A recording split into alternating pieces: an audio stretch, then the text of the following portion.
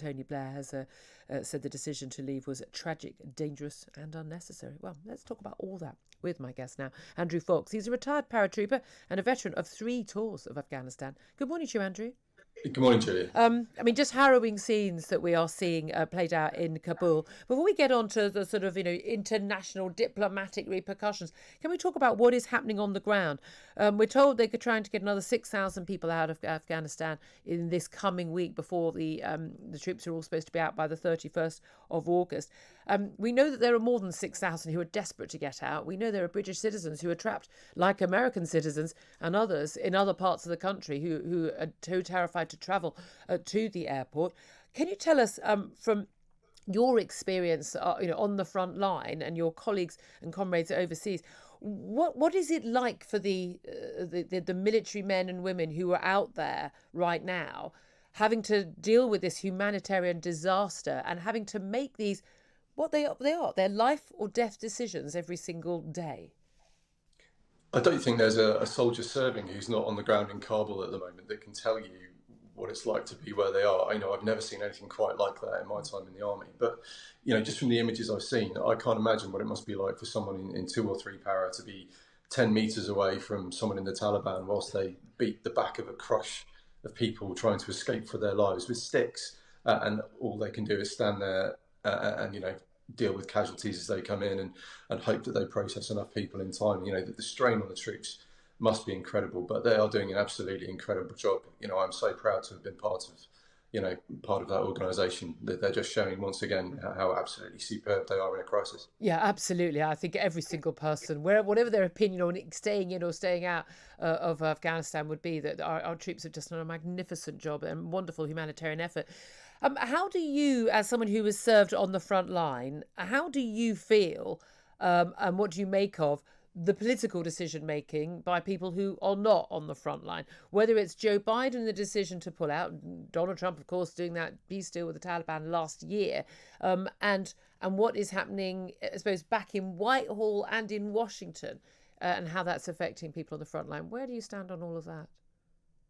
I thought Mr. Blair's comments yesterday were particularly interesting. As it happens, I do agree with him, but everyone's got a view, and quite frankly, some of them aren't particularly helpful. I mean, Blair's were astonishing. What a lack of self-awareness from that man. This is the man who literally sent UK troops to not 1 but 2 conflicts without any clue as to how they were going to get to an end state for those conflicts. He sent troops in without body armour, without armoured vehicles, without mine detection equipment, and they all had to be bought, whilst the campaign was ongoing. It's just astonishing that he thinks it's appropriate for him to critique President Biden's on how the extraction's going. Frankly, it's absolute hypocrisy on his part. The commentary over here, I'm interested to see if we can come to some sort of deal to extend in Kabul. I mean, I think we need to if we can, because there are still, as you say, so many people to pull out. But yeah, it's a really tricky situation. It's incredibly complex. The crush outside the airport, some people will just be chancing their arms, some people will have papers and not be able to get through. And the real issue is that we don't control anything outside the Kabul airport. And that's it. I mean, this is everything that is being done with the goodwill, such as for give a better phrase, of the Taliban. When Joe Biden says that there would be chaos anyway, it would have been hard at any time. When would be a good time, he said in repeated interviews, for us to pull out Afghanistan. Is that true, or is there a way that this could have been done, even if we were going to go ahead and we were going to see the withdrawal of forces? Could it have been done in a way where we would not have seen these scenes? I mean, Mr. Biden's known about this since he came into office, and there's plenty that could have been done between now and then. Just increased numbers of civilian flights, increased levels of processing paperwork for people who are eligible to extract, knowing that it was coming.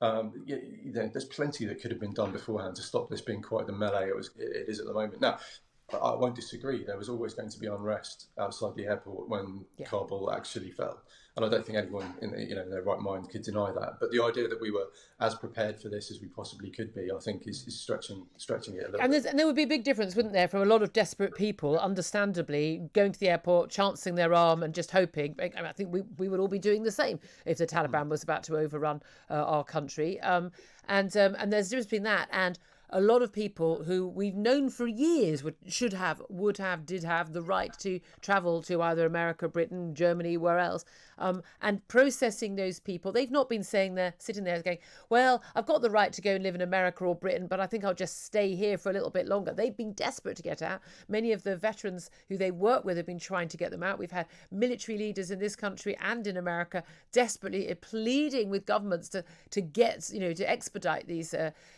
visas and get these people out of the country, because some of them have already been killed by the Taliban as a reprisal for being collaborators, as they see them, with the West. These people could have all been long gone, couldn't they? Exactly. We've got, interpreters sat outside Kabul airport who've got their authorization paperwork, but they're just waiting to be called forward to the gate. And it's taking about 6 hours in that crush. 2 days ago it was, anyway. It's the last time I heard. Yeah. 6 hours to get from the back of the crush to the front. And then some of them are being turned away by Taliban security even before they get to the British checkpoints. I've heard of interpreters trying to get from A to B in Kabul, getting caught by the Taliban at a checkpoint, and then they disappear off WhatsApp and off communications. So, you have to fear that the worst has happened to them.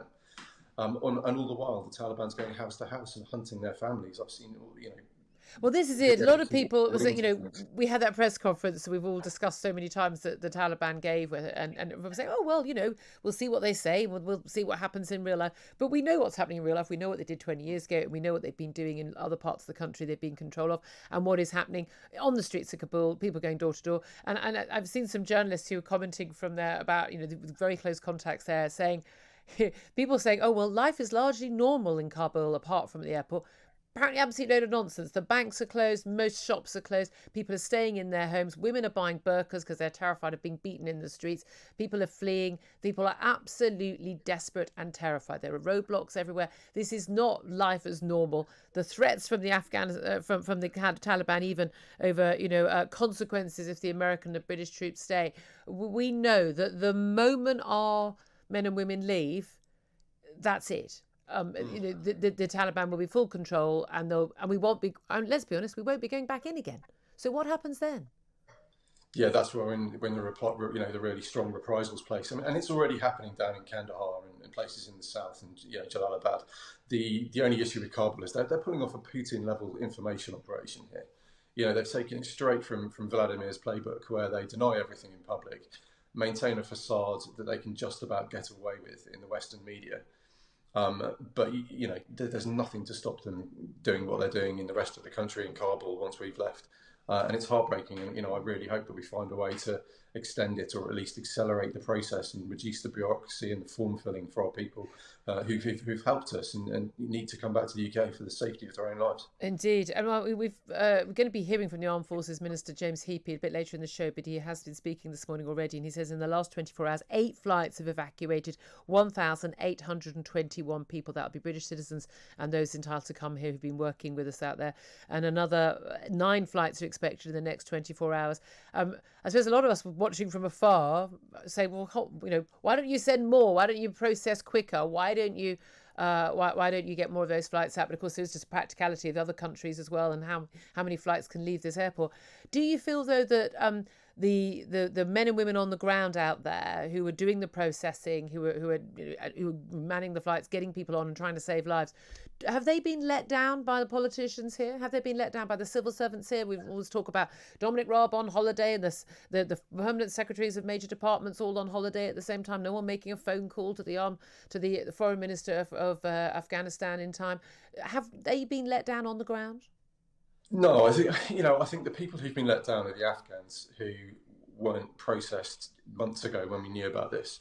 The British soldiers and airmen and everyone else on the ground have been put into a very sticky situation. But that's what they're trained for. That's what you join knowing that might happen to you. So I don't see that there's let down as a term that's particularly applicable here. But the people who've been let down are the people of Afghanistan. The way that Biden has done this withdrawal and just dropped everything and run for the hills, the way we haven't got ahead of that and made it easy for people who worked with us, interpreters, to get to safety in good, orderly time. They're the ones who are let down. And I think I would suggest that the troops on the ground will feel that as well. It's the Afghans. They're watching the collapse of Afghan society unfold in front of them. and that must be heartrending. And they will understand that, that's the position the Afghan people have been put in by the incompetence of certain politicians. Andrew Fox, thank you so much for joining us. Retired paratrooper, veteran of 3 tours of Afghanistan.